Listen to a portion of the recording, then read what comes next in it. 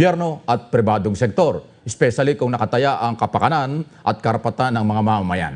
Kaya ko binabanggit ito kasi hanggang ngayon po ay hindi ka panipaniwala at hindi natin pwedeng matanggap. Nakaka-insulto ho kasi yung ginawa ng Kongreso. Sa totoo lang, alam po ninyo, ako po ay more or less mga 3 dekada na sa broadcast. Napakarami po ng mga broadcaster at himpilan ng radyo at telebisyon sa Pilipinas. Lahat po yan may mga prangkisa na ibinigay ng mga dating congressman, dating kongreso at kasalukuyang kongreso.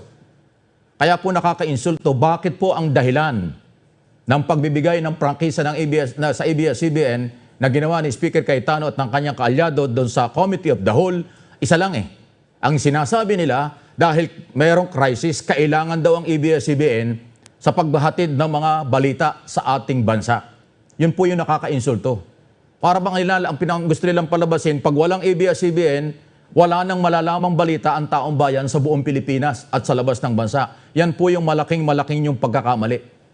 Marami pong himpilan ng radyo at telebisyon, inuulit ko na may mga prangkisa, may kakayanan, mas malaki ang pwersa na naghahatid ng mga balita. Kahit ho dito sa SMNI. Kung yung napapansin po, ang mga balita namin dito, hindi lang ho sa Luzon, hindi lang Visayas, Mindanao, sa buong mundo. Sa totoo lang, kami lang po ang merong ganyan. Yung ibang mga network, wala po silang mga reporter sa iba't ibang mga bansa. Ang SMNI po, may sarili kami mga reporter, nagdodoble-doble pa nga sa bawat bansa, sa buong sanlibutan. At inahatid namin ang mga balita sa Pilipinas at mga sa OFW. Ngayon sasabihin nyo, pag wala ang ABS-CBN, wala nang magiging kaalaman ng tao sa mga balita, kaya kailangan bigyan ng temporaryong prangkisa.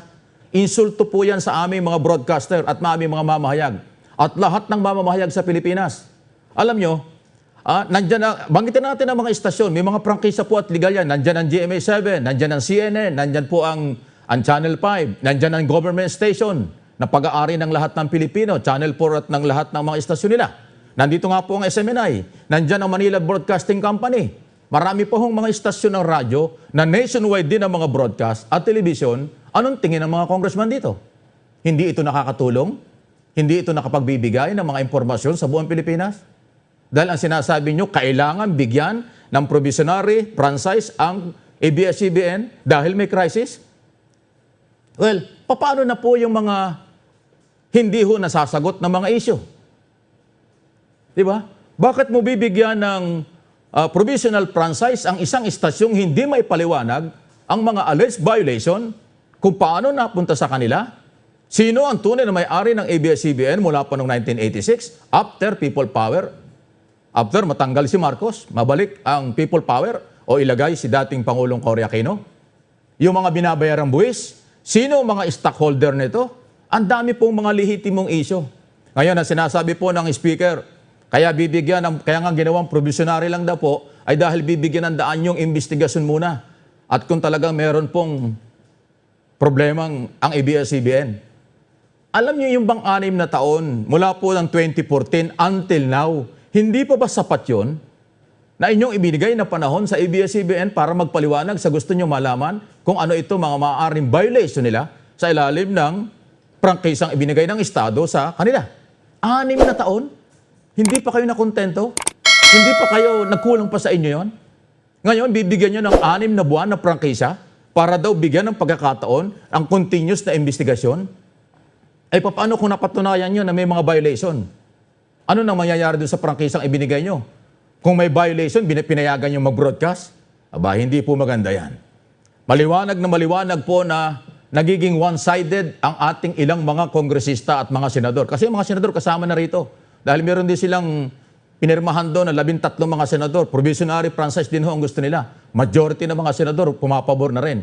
So kayo mga congressman ng mga senador, pasintabi na po sa inyo, kayo po ay kinatawan ng bayan, ng taong bayan. Hindi ibig sabihin ng lahat ng sinasabi nyo gusto ng inyong mga kinakatawan.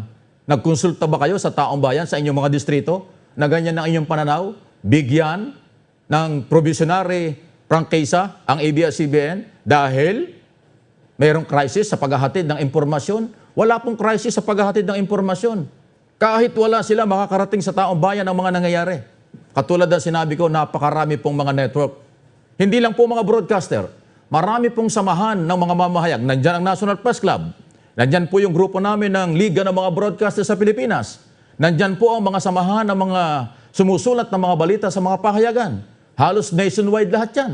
Anong sinasabi niyo na ABS-CBN lang nakakapaghatid ng impormasyon sa kasulok-sulukan ng bansa? Kaya kailangan bigyan ng temporary prangkisa kahit na merong unsolved case. Tulad ng mga pagdududa kung sino ang may-ari nito, Pilipino ba o Amerikano ito. Di ba? Mr. Speaker, kaibigan kita, Mr. Alan Peter Cayetano, ano hong nangyayari sa buhay mo? Araw-araw nag-iibang statement mo. Nung isang araw, sabi mo, dadaan sa butas ng karayom. Aba, after 24 hours, dumaan sa butas ng banga eh. Dumaan sa butas ng drum eh. Nasaan yung karayom na sinasabi mo? Nagtatanong lang, kilala kita ng personal, Mr. Speaker, pero huwag mong insultuhin ang katulad kong broadcaster sa matagal ng panahon. Pinaninindigan po namin ang aming responsibilidad dahil binigyan nyo kami ng prangkisa. Katulad po ng SMNI. Meron kaming 25 years franchise. Ibinigay po ninyo yan, kaya ginagawa namin ang trabaho. Ngayon, binigyan nyo kami ng prangkisa. Sasabi, ang dating parang hindi kami nakakatulong dahil ABS-CBN lang ang kilala nyo. Anong meron dyan? Something wrong, Mr. Speaker. Naalala ko tuloy sinasabi ni Jason Sa, magkaano ang usapan ito? Nabasa ba niyo sinabi ni Jason Sa? Magkaano, Mr. Cayetano? Wow! Siya ang may sabi no, sinasabi ko lang sa inyo. Marami po nagdududa ng ganon. Mga kongresista at mga senador, huwag kayong masyadong pahalata. Ang programa ng Pangulong Duterte from day 1, 2016, pagbabago, laban sa korupsyon. Nasaan ka na ngayon? Sumasama pa ba kayo sa kampanya ng Pangulo? Kasama pa ba kayo sa laban sa korupsyon? Kasama pa ba kayo sa tunay na pagbabago na gusto ni Pangulong Duterte dahil ang gusto ng taong bayan? Tinatanong ko lang po yan. Kasi habang papalapit po ang panahon, tumatakbo ang panahon, parang naiiba na ang landas ng mga iba na kunwari kayo'y kasama from day 1. Bakit po ngayon iba na? Pagbabago ba yun na meron kayong kinikilingan? Pagbabago ba yan na iisang istasyon ng inyong tinitingnan? Pagbabago ba yan na taliwas sa gusto ng Pangulo? Sa atin hong lipunan na tayo po'y umunlad at magkaisa? Bakit po ganon? Mr. Speaker, katanungan lang po ito. Pakisagot po nito. Huwag kayong mamili ng network, huwag kayong mamili ng istasyon. Nagbigay kayo ng prangkisa sa maraming network sa Pilipinas, bakit kayo merong kinikilingan? Bakit kayo merong masyadong nilalapitan? Anong meron dyan? Inuulit ko ang tanong. Anong meron dyan? Anong utang na loob meron kayo sa kanila? Ano namang obligasyon ninyo sa kanila? Bakit kayo parang takot na takot sa ABS-CBN? Mga mambabatas. Alam nyo, ito yung nakakalungkot talagang minadali Alam nyo kasi, June 5, recess na ho ang Kongreso.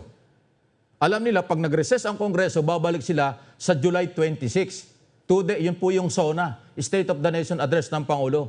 After SONA, ang i-discuss na po dyan, yung proposed budget ng Malacanang for 2021. So wala na ho talagang pag-uusapang iba kung hindi budget.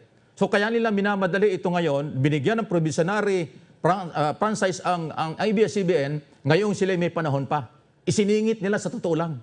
Napakarami po ng mga panukalang batas na naiipit. Nandyan po yung proposed Department of Water, Department of OFW. Apat po yung mga departamentong gustong buuin dyan na bago O hindi nyo ginagalaw. Ganun bang kahalaga ang panukalang batas? Na para sa ABS-CBN, ipinal nyo ang proposed bill ng alas 2:25 ng hapon, bago dumating ang alas 6 ng gabi, tapos na sa second reading. Samantalang napakarami pong mga nakapending na mga panukalang batas doon sa index ng Kongreso na ipinail ng iba-ibang mga congressman, hindi nyo ginagalaw. Diba? Di ba napaka-espesyal, Mr. Speaker? Napaka-espesyal ng ginawa mo, pabor sa isang network. Kayo po ay kinatawan ng taong bayan, hindi kayo kinatawan ng ABS-CBN. Kayo po ay kinatawa ng bawat distrito sa buong Pilipinas, hindi kinatawa ng isang network. Ang tanong ulit, bakit ba kayo takot na takot? Ito ba in aid of legislation? Ito ba ay in aid of re-election? Dahil malapit na ho ang 2022. Yan lang po ang ating mga tanong. Nagmamadali kayo dahil mag-recess na. Kaya gusto nyo ibigay ang ganitong sitwasyon.